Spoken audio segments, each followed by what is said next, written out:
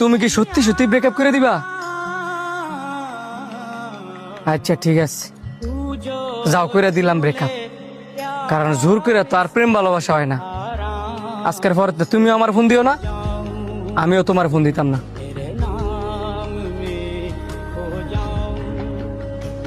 কিরে, শেষ পর্যন্ত কি তাহলে ব্রেকআপই করে দিছস? কি করব, জোর করে কি আর প্রেম ভালোবাসা হয়? আর তুই তো দেখতেছস আমি কত দিন যাবত চেষ্টা করতেছি সম্পর্কটা যাতে ঠিক থাকে।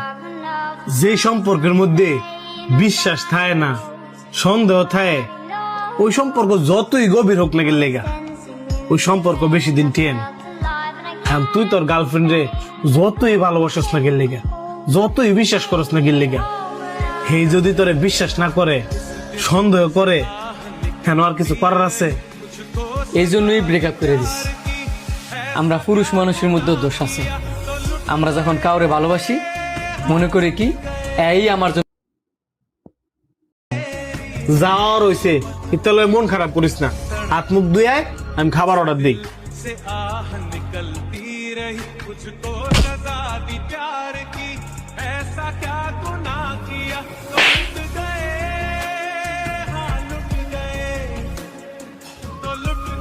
এ বেড়া, তুই দেখ কাটবি না, চোখ কইলে আড়স।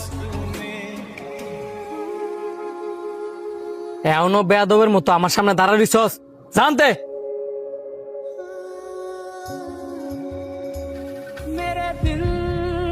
কিসে তুই দাঁড়ালিছিস করে? তুই যে কাজটা করছস এটা কি ঠিক করছস? কি ঠিক করছি না? হ্যাঁ দেখ কাটতো না।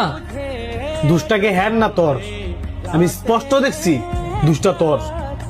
আমি ধাক্কা দিছি মানে? হ, তুই যাই আর ধাক্কা দিছস।